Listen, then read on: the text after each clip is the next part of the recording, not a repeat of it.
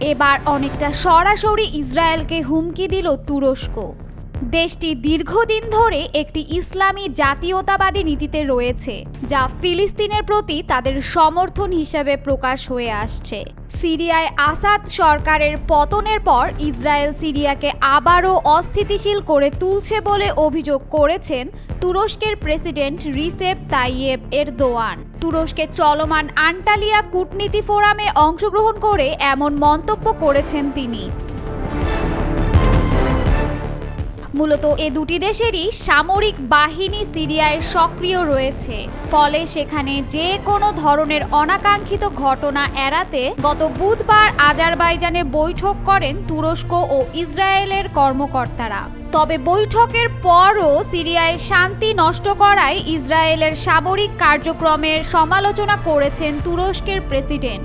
Antalya সম্মেলনে বিশ্ব নেতা ও কূটনীতিকদের উদ্দেশ্যে এরদোয়ান বলেন, সিরিয়ায় নতুন করে কোনো সংঘাত তারা চান না। যে বিপ্লবের মধ্য দিয়ে বাশার আল আসাদ সরকারের পতন হয়েছে তা ইসরায়েলের কারণে ব্যর্থ হচ্ছে। তুরস্ক ন্যাটোর দ্বিতীয় বৃহত্তম সামরিক শক্তি। তুরস্কের প্রেসিডেন্ট রিসেপ তাইয়েপ এরদোয়ান 2002 সালে ক্ষমতায় আসার পর তুরস্কের কূটনীতিতে একটি নাটকীয় পরিবর্তন আসতে শুরু করে। ক্ষমতায় এসে এরদোয়ান একটি ইসলামী জাতীয়তাবাদী নীতি গ্রহণ করেন, যা ফিলিস্তিনের প্রতি তার সমর্থন অনেক শক্তিশালী হিসাবে প্রকাশ হতে থাকে। তাদের সামরিক সক্ষমতা, ভূরাজনৈতিক অবস্থান ও কৌশলগত মনোভাব তুরস্ককে এ অঞ্চলে একটি গুরুত্বপূর্ণ খেলোয়াড়ে পরিণত করেছে। অপরদিকে ইসরায়েল যুক্তরাষ্ট্রের ঘনিষ্ঠ মিত্র হিসেবে প্রযুক্তিগত দিক থেকে অত্যন্ত শক্তিশালী ও প্রভাবশালী। তাদের আকাশ প্রতিরক্ষা ব্যবস্থা, গোয়েন্দা সক্ষমতা ও আক্রমণের কৌশল দেশটিকে ভয়ঙ্কর একটি অবস্থায় নিয়ে গেছে। সম্প্রতি মধ্যপ্রাচ্যে ঘটে চলা রাজনৈতিক ও সামরিক উত্তেজনার প্রেক্ষাপটে একটি গুরুত্বপূর্ণ প্রশ্ন সামনে এসেছে। ইসরায়েল ও তুরস্ক কি সরাসরি যুদ্ধে জড়িয়ে পড়বে? ধর্মীয়, রাজনৈতিক ও সামরিকভাবে আলাদা অবস্থানে থাকা এ দুই রাষ্ট্র দীর্ঘদিন ধরেই বিভিন্ন ইস্যুতে মুখোমুখি থাকলেও সরাসরি সংঘাতে জড়ানোর কোনো নজির নেই। সম্পর্কের টানাপোড়েনের মধ্যেও দুই দেশ কখনোই যুদ্ধ বেছে নেয়নি। বিশ্লেষকরা আশঙ্কা করছেন, এ দুটি শক্তিধর দেশের মধ্যে যদি কোনো সামরিক সংঘর্ষ ঘটে তা শুধু এই দুই দেশের মধ্যে সীমাবদ্ধ থাকবে না, বরং গোটা মধ্যপ্রাচ্যেই অস্থিরতা ছড়িয়ে পড়বে। তাই উভয় দেশ আপাতত সংঘাত নয়, বরং কূটনৈতিক আলোচনার পথে অগ্রসর হলে আরব বিশ্বের অস্থিরতা কমে আসবে। গত 8 ডিসেম্বর আল সারার নেতৃত্বাধীন বিদ্রোহী গোষ্ঠী হায়াত তাহরির আল শামস দামেস্ক দখলের মাধ্যমে আসাদ সরকারের পতন ঘটায়। এরপর সিরিয়ায় অন্তর্বর্তী সরকার গঠিত হলেই দেশটির সঙ্গে সম্পর্ক স্থাপন করে তুরস্ক। দামেস্কের সঙ্গে প্রতিরক্ষা বিষয়ে একটি চুক্তিও করতে চাইছে তারা। এর মাধ্যমে সিরিয়ায় সামরিক ঘাঁটি স্থাপন সহ দেশটির আকাশসীমা ব্যবহারের পরিকল্পনা রয়েছে তুরস্কের। অন্যদিকে আসাদের পতনের পরই সিরিয়ায় সামরিক তৎপরতা জোরদার করেছে ইসরায়েল। আবার হামা প্রদেশের প্রধান বিমানবন্দর এবং হোমেসের T4 ও পলিমিরা বন্দর পরিদর্শন করেছেন তুরস্কের সেনা কর্মকর্তারা, যেখানে তারা দামেস্কের সঙ্গে একটি যৌথ প্রতিরক্ষা চুক্তির অংশ হিসেবে নিজেদের সেনাবাহিনী মোতায়েন করতে পারে। এ নিয়ে তুরস্ক ও ইসরায়েলের মধ্যকার উত্তেজনা আরও বেড়েছে। নিউ ইয়র্ক ভিত্তিক থিঙ্ক ট্যাঙ্ক সেঞ্চুরি ইন্টারন্যাশনালের অ্যারন লুন্ড বলেছেন, সিরিয়ার গৃহযুদ্ধের দ্বিতীয়ার্ধে আসাদের অন্যতম রক্ষাকর্তা ছিল রাশিয়া।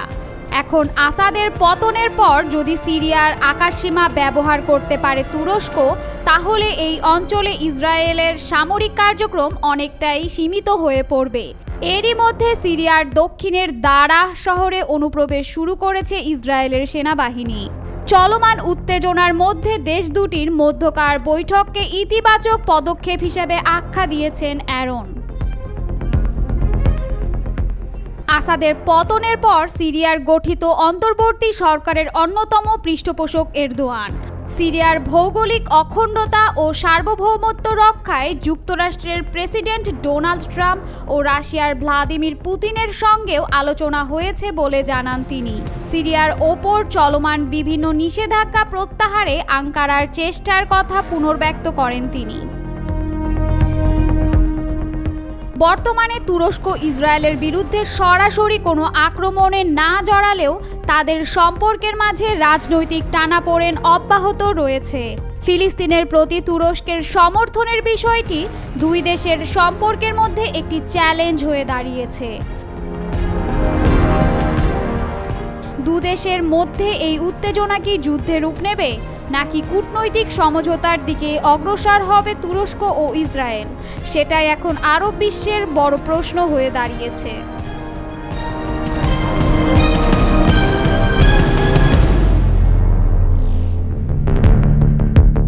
আমেরিকার জন্য এক নতুন যুদ্ধ, যেখানে শত্রু গর্জে ওঠে না, বরং নীরবেই জিতে যায়। পৃথিবীর সবথেকে বড় সেনা সক্ষমতার দেশ চীনের কর্মকাণ্ডকে আর আগের মতো শান্তিপূর্ণ উত্থান বলা যায় না। এটা এখন এক বিকল্প শক্তির প্রকাশ্য ঘোষণা।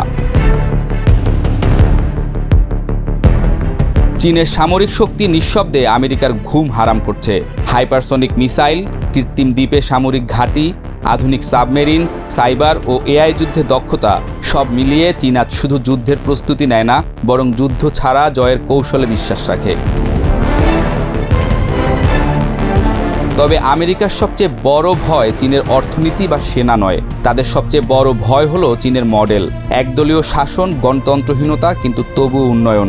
এই মডেল বিশ্বের বহু দেশের কাছে আকর্ষণীয় হয়ে উঠছে। আমেরিকা বহু বছর ধরে বলেছে উন্নয়ন মানে গণতন্ত্র, স্বচ্ছতা, মানবাধিকার। এখন চীন বলছে আমরা উন্নয়ন করি, কিন্তু তোমার মতো না। এই বার্তাটাই আমেরিকার জন্য সবচেয়ে বড় হুমকি। দক্ষিণ চীন সাগরে আগ্রাসন, তাইওয়ানের চারপাশে যুদ্ধ মহড়া, এসব সরাসরি আমেরিকার সেনা উপস্থিতিকে চ্যালেঞ্জ করে। অথচ আমেরিকা বারবার সতর্ক করা সত্ত্বেও চীন এক বিন্দুও সরেনি। তাইওয়ান নিয়ে চীনের বক্তব্য পরিষ্কার, 1 ইঞ্চিও ছাড়ব না। আমেরিকার কাছে এটা কূটনৈতিক উত্তেজনার বিষয় হলেও চীনের কাছে এটা আত্মপরিচয়ের বিষয়। এবং এটাও আমেরিকার অস্বস্তির বিষয়, কারণ তারা জানে চীন এই একটি ইস্যুতে যুদ্ধেও যেতে পারে। এই লাল রেখা অতিক্রম করলেই পৃথিবীর ইতিহাস নতুন মন নিতে পারে। পৃথিবীর দেশগুলো এখন শুধু চীনের থেকে ঋণ নিচ্ছে না, বরং তাদের উপর নির্ভর করছে, কখনো পরিকাঠামোর জন্য, কখনো রাজনৈতিক সমর্থনের জন্য। এই নির্ভরতাকে ঘিরেই আমেরিকার উদ্বেগ। যখনই চীন রাশিয়ার পাশে দাঁড়ায়, ইরান সৌদি মিটমাট করায় বা আফ্রিকার বিনিয়োগ বাড়ায়, আমেরিকার প্রতিক্রিয়া আসে নিষেধাজ্ঞা আকারে। কিন্তু তাতে চীন থামে না, তারা ধৈর্য ধরে ধীরে এগোয়। তারা জানে বিশ্ব এখন এক মেরুতে নেই। এখন অনেকেই নিজেদের মতো ভাবছে, কাজ করছে। চীন সেই পরিবর্তনের নেতৃত্বে, সোজাসুজি না হলেও ছায়ার মতো।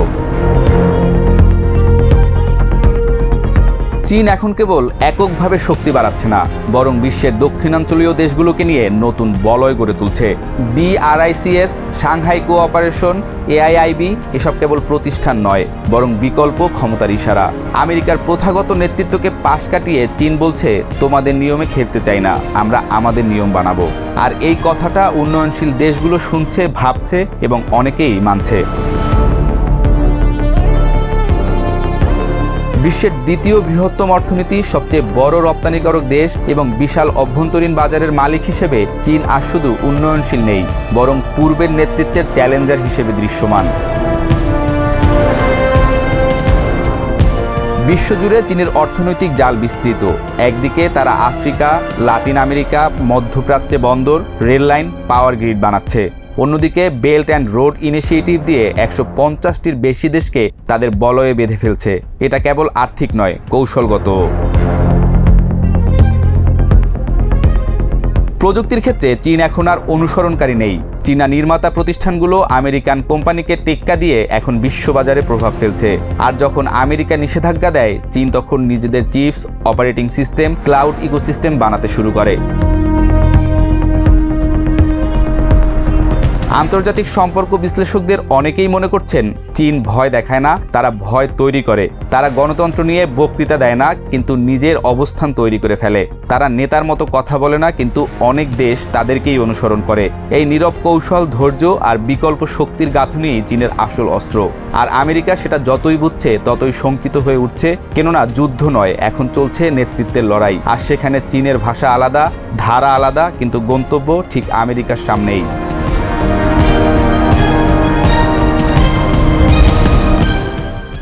বিশ্বে এত আন্তর্জাতিক সংস্থা কাজ করে যাচ্ছে মানবাধিকার নিয়ে, অথচ সবাই যেন ফিলিস্তিনের গাজা ইস্যুতে এসেই থমকে আছে। সাধারণ নিরীহ মানুষ থেকে শুরু করে নবজাতক শিশুও ছাড় পায়নি গাজায় চলা ইসরায়েলি গণহত্যা থেকে। মানবাধিকার সংস্থাগুলো যেন দেখেও দেখছে না গাজাবাসীর কান্না। ত্রাণ সহায়তা পাঠালেও ইসরায়েলের এই আগ্রাসন থামাতে ব্যর্থ জাতিসংঘ সহ পুরো বিশ্ব। আজকের বিশ্বে মানবাধিকার, ন্যায় বিচার ও স্বাধীনতার কথা যখন সবচেয়ে বেশি উচ্চারিত হয়, তখন গাজা ভূখণ্ডটি বিশ্ব দরবারে দাঁড়িয়ে আছে পুরো বিপরীত বাস্তবতা নিয়ে। গাজা উপত্যকায় ইসরায়েলি বাহিনীর বিমান হামলায় নিহতের সংখ্যা প্রায় ৫১,০০০। তবে গাজার সরকারি মিডিয়ার দাবি এ সংখ্যা ৬০,০০০ ছাড়িয়েছে। জাতিসংঘের বিশ্লেষণে দেখা গেছে গত ১৮ মার্চ থেকে ৯ এপ্রিলের মধ্যে গাজায় কমপক্ষে ৩৬টি ইসরায়েলি হামলা হয়েছে। তারপরও চুপ কেন জাতিসংঘ থেকে শুরু করে বিশ্ব বিবেক? এমন প্রশ্ন ঘুরপাক খাচ্ছে সারা দুনিয়ার সমাজ পাতায়। ফিলিস্তিনের বর্তমান পরিস্থিতি মানবাধিকারের সবচেয়ে জঘন্য লঙ্ঘনের উদাহরণ হয়ে দাঁড়িয়েছে। বিশেষ করে গাজা উপত্যকা, যেখানে সংঘাত এবং দখলদারিত্বের কারণে লাখো মানুষ দারিদ্র্য সীমার নিচে বসবাস করছে, খাদ্য ও পানির সংকটে ভুগছে, চিকিৎসা সেবা পাওয়ার মৌলিক অধিকার থেকেও বঞ্চিত হচ্ছে।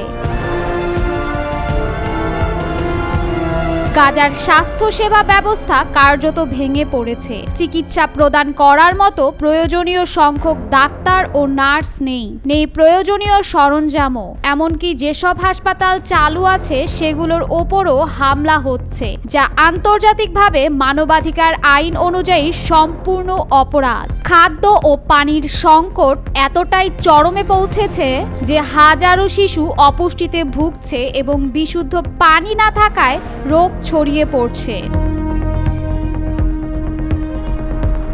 আবার ইসরায়েল সম্প্রতি গাজায় ত্রাণ প্রবেশও বন্ধ করে দিয়েছে। বিশ্ব স্বাস্থ্য সংস্থা WHOর প্রধান তেদ্রোস আধানম ঘেব্রেয়েসুস ইসরায়েলের এই ত্রাণ অবরোধের কারণে আরও রোগ ও মৃত্যুর আশঙ্কা প্রকাশ করেছেন। ইসরায়েলের দখলদার নীতির ফলে ফিলিস্তিনের ভূখণ্ড ক্রমাগত সংকুচিত হয়ে আসছে। পশ্চিম তীরের বসতি সম্প্রসারণ নীতির মাধ্যমে ফিলিস্তিনের ভূমি দখল করে সেখানে ইসরায়েলি বসতি গড়ে তোলা হচ্ছে, যা আন্তর্জাতিক আইনের সুস্পষ্ট লঙ্ঘন। দীর্ঘদিন ধরে চলা এই সংকট আরো তীব্র হয়ে উঠেছে, যেখানে প্রতিদিন নতুন প্রাণ ঝরে পড়ছে, ধ্বংসের মাত্রা আরো বাড়ছে।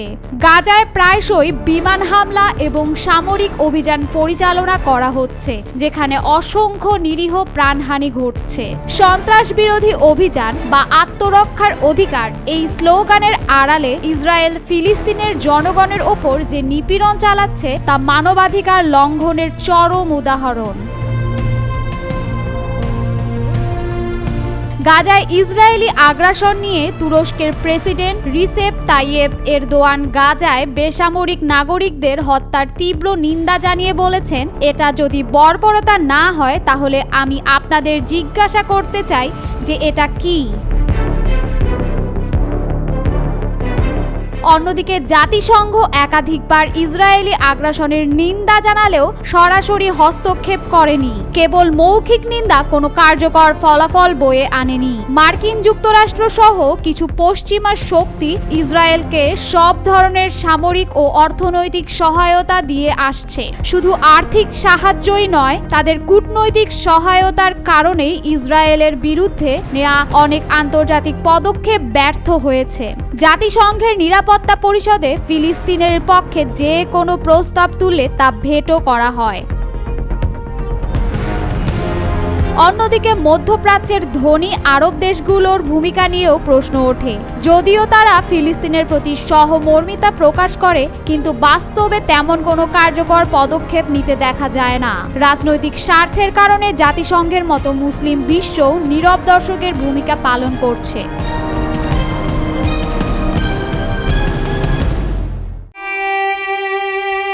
একটি মৃত শিশু পৃথিবীর সামনে প্রশ্ন তুলে দেয়, মানবতা কি কেবল এক অলংকার? গাজায় এখন প্রতিদিন কোনো না কোনো শিশুর মরদেহ বের হচ্ছে ধ্বংসস্তূপের নিচ থেকে। এই যুদ্ধ শুধু অস্ত্রের নয়, এটা ন্যারেটিভেরও যুদ্ধ। পশ্চিমা মিডিয়াগুলো এখনো বলে ইসরায়েলের আত্মরক্ষার অধিকার আছে, অথচ তারা বলে না ফিলিস্তিনি শিশুটির তো বেঁচে থাকার অধিকার ছিল। মিডিয়া যখন নিরপেক্ষতা হারায় তখন যুদ্ধ আরও দীর্ঘ হয়, আর যখন এক পক্ষের জীবন কভারেজ পায় আর অন্য পক্ষের মৃত্যু শুধু সংখ্যা হয়ে যায়, তখন সেই সাংবাদিকতা আর সংবাদ থাকে না, তা হয়ে যায় সহিংসতার অংশীদার। জাতিসংঘের ফিলিস্তিনি শরণার্থী বিষয়ক সংস্থার প্রধান ফিলিপ লাজারিনি স্পষ্ট করে বলেছেন, গাজায় প্রতিদিন গড়ে 100 শিশু নিহত বা গুরুতর আহত হচ্ছে। গাজার স্বাস্থ্য মন্ত্রণালয়ের তথ্য অনুযায়ী 50,000-এর বেশি মানুষ ইতোমধ্যে নিহত হয়েছে, যাদের বড় একটি অংশ শিশু। তবু বিশ্ব চুপচাপ, কেউ তেমন কিছু বলছে না। এই চুপচাপ থাকা কি সম্মতির আরেক রূপ নয়? গাজার ধ্বংস কেবল একটি অঞ্চলের না, একটি মানবিক মূল্যবোধেরও ধ্বংস। জাতিসংঘ, ইউরোপীয় ইউনিয়ন, এমনকি নোবেলজয়ী নেতারাও শুধু উদ্বেগ জানিয়ে দায় শেষ করছেন। বিশ্বের যেসব শক্তিধর দেশ মানবাধিকার শব্দটি নিয়ে ঘন ঘন বক্তৃতা দেয়, তারাই আজ নীরব কিংবা পক্ষপাত দুষ্ট। যুক্তরাষ্ট্র জাতিসংঘে একের পর এক শান্তি প্রস্তাব ভেটো দিচ্ছে, অথচ এই প্রস্তাবগুলো কেবল শিশুদের বাঁচাতে, হাসপাতালে ওষুধ পৌঁছাতে কিংবা পানির ট্যাঙ্ক ঢুকতে দেওয়ার আবেদন ছিল, সেটাও তারা মানছে না। আরব বিশ্বের ভূমিকা যেন নিজের ছায়াকে এড়িয়ে চলার চেষ্টা।